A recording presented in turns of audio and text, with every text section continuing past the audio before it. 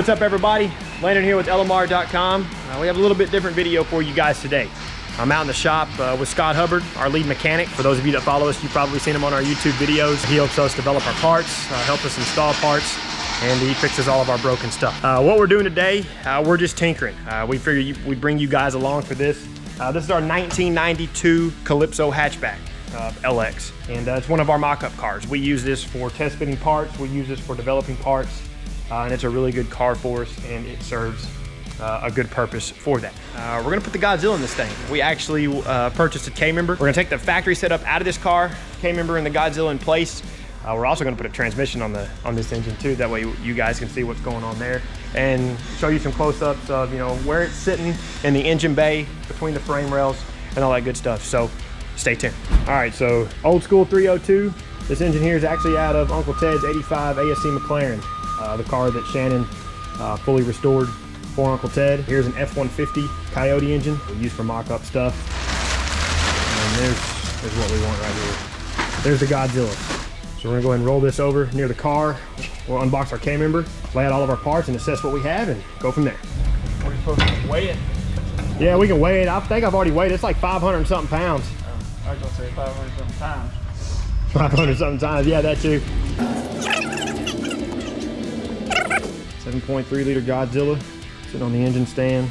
We haven't done anything to it. We took it out of the crate, put it on the stand. Right now it's just kind of a shop ornament, I guess. We'll get our K-member and we'll get it unboxed. Team Z K-member.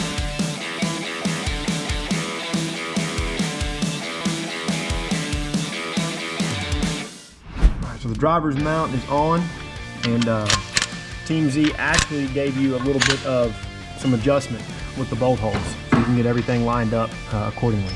So definitely not their first time building suspension components, and this stuff's really nice. Really nice. Great 10-9 hardware. They're hammer tone finish. This is some good looking stuff.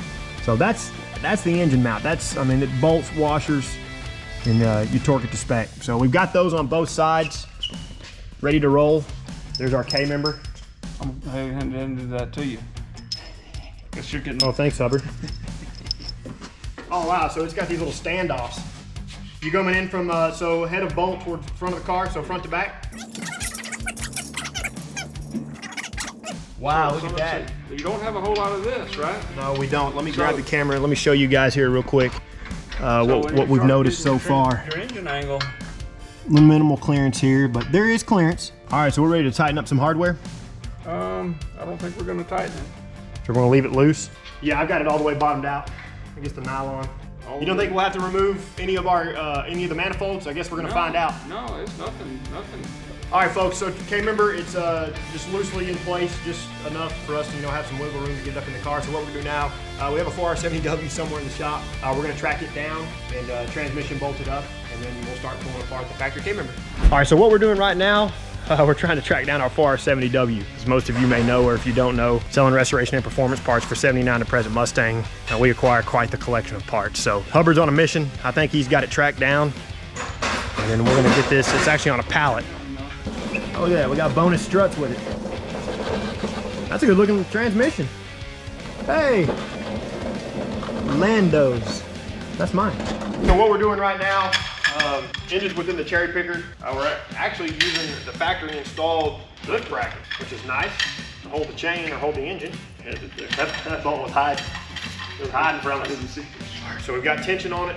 Get these bolts loose.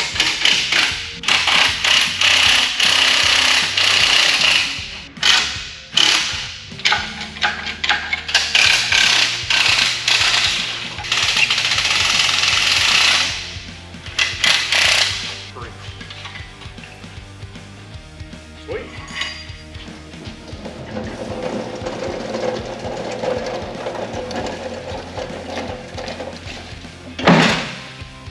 We'll need some bell housing all done.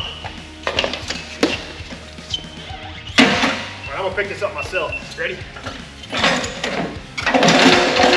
We're tracking down some bolts to get our transmission secured to the back of the engine. Again, this is a 4R70W out of a 99 Mustang GT, and the cool thing about the Godzilla engine is that your bell housing bolt pattern This shares the same bolt pattern as a late model 4.6 liter 2-valve 4-valve or 5.4 liter 2-valve 4-valve, and even the Coyote. Your 4 R70W out of one of those engines, or off of one of those engines, or one of those cars would work. 6R80, 10R80, and I mean, I wouldn't see why, you know, a T56 with the accompanying bell housing wouldn't work either. Here's some close-ups of K-member. The exhaust manifold, I mean, maybe an inch at the rear, give or take, inch and a quarter. An inch and a half, maybe even a little closer to 2 inches here at the front. A lot of working room here, I mean, to be expected with a tubular K-member. And as far as weight's concerned, we didn't weigh the Team Z K-member. Most of these weigh about the same, you know, give or take, plus or minus a few pounds or ounces, given whatever Team Z had to do to make it work for that particular engine. This is driver's side. A little bit more clearance here between the mounting front of the K-member underneath the frame rail. We got it low as we can, so we're gonna take the transmission. It's gonna bolt up to that. You wanna take it off? Well, no, it'll make a mess. We just may have to stab it and do the. We may have to actually install this thing now. Gotta get strong here. I don't know if these little old crepe myrtles are up to the task. They win. Oh, wow.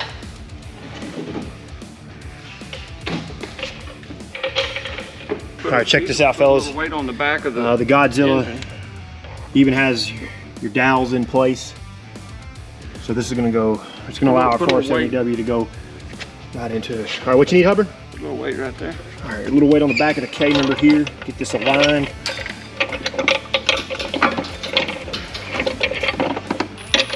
All right, so what we're doing here, we're just getting some bolts started. We're gonna use these as guides to get it flush up against the back of the engine block. So all we don't have is a spacer. That was good, Hubbard. We're in the torque converter too. Yeah, torque converter went right in the place.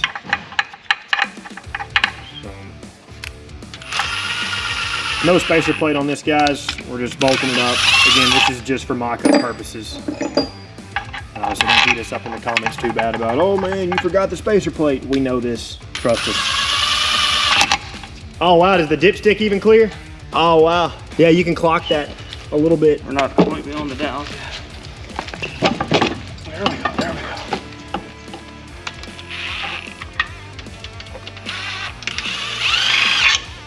go. All right, hook some controls up, put a drive shaft in it. And add some fuel. If only it was that easy. All right, so we just have about all of our bell housing bolts ready to go.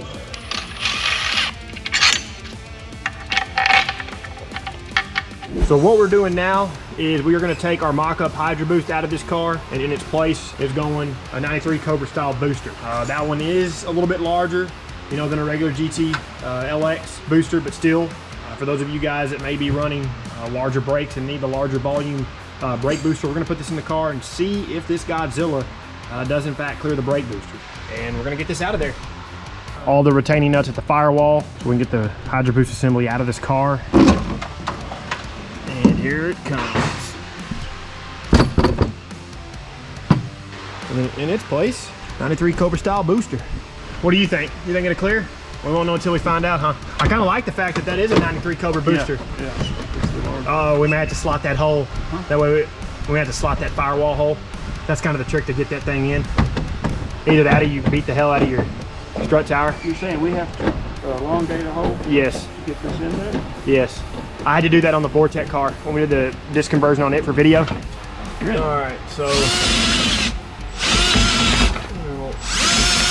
you're going to be upgrading to a 93 Cobra booster, pay attention. You're going to have to carefully do this on your car to get your booster to clear that strut tower.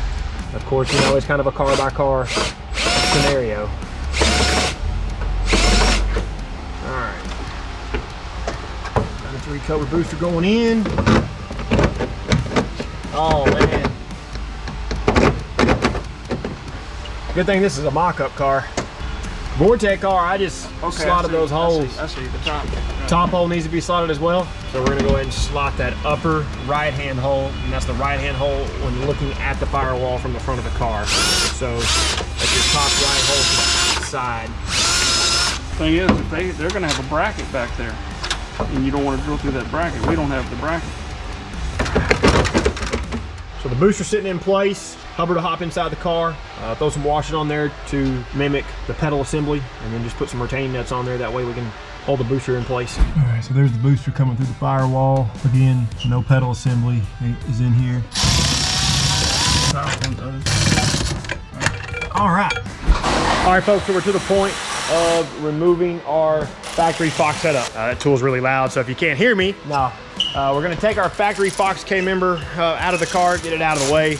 I'm gonna help Hubbard do that. We got our pole jack underneath the control arm. We're gonna pull our front lower control arm bolts. Castle nut's coming off of our outer tie rod. We'll smack the ear of the spindle, and that will drop out. That rust is holding on. Oh yeah. Sometimes you've seen that, huh? You got to get the big old, you know what, hammer. So what you don't want to do is ding your spray dust shield, but it's all good. Yeah. That easily straightens. We'll do the same thing over here to the driver's side. Castle nut to come off. Wow, that one came right out. All mocked up. Definitely a mock-up car. Comes apart easy. So what we're doing here, again, control arm bolts are coming out. We've got our pole jack underneath the control arm, and whenever we get this last bolt out, we'll be able to bring the pole jack down, and that's gonna relieve our tension off of our spring so we can just swing this whole assembly out of the way.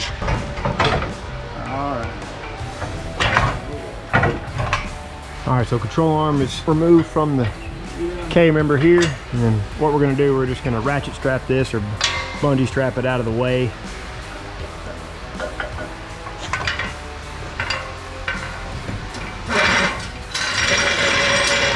Okay, do it again on the other side, Hubbard.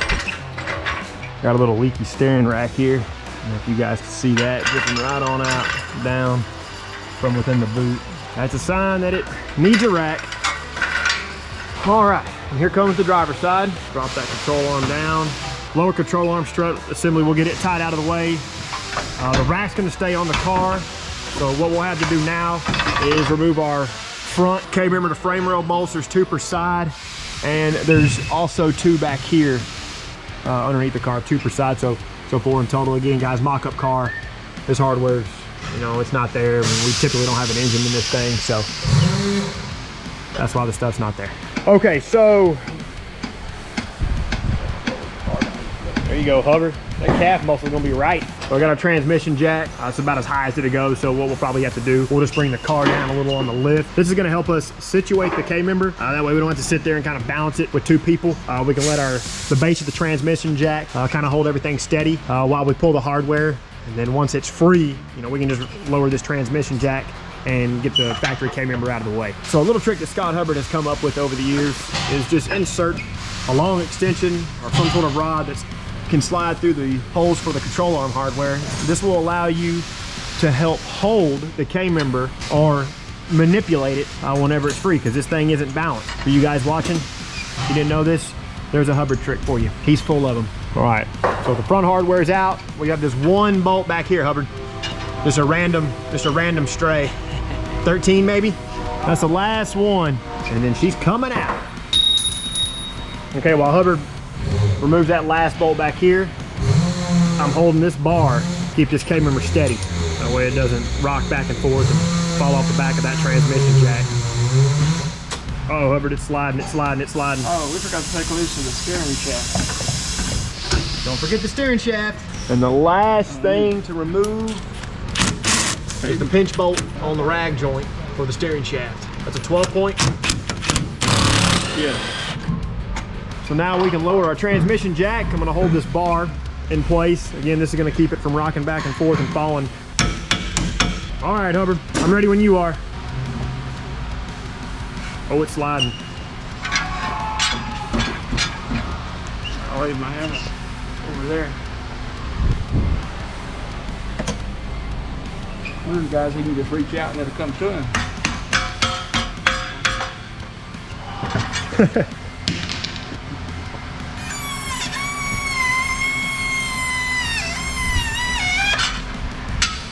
Factory Fox K-member is out of the way. Look at all that room. All right, folks, so a quick change of scenery. I'm here in our main film studio where it's nice and quiet because it got a little loud out there in the shop area, and I don't think you guys would have been able to hear me. So I'm in here shooting a quick wrap up with all the Godzilla stuff that we accomplished today. Hubbard and I, we were hard at work. We got the factory K-member out of the way. All the factory suspension stuff is gone to make way, of course, for the Godzilla, the aftermarket K-member, and the 4R70W transmission, which we prepared all of that as well. So we're at a good stopping point for today. We're gonna come back tomorrow, which will probably have 2 separate videos, a day 1 and a day 2. So just stay tuned for whatever we have coming in the future. And if you guys appreciate this stuff, like the video, subscribe to our channel for more videos like this one, and turn on notifications. That way you're notified every time we release something new. And until we catch you in the next one, you know what to do. For all things Fox Body, keep it right here with the real enthusiasts, LMR.com.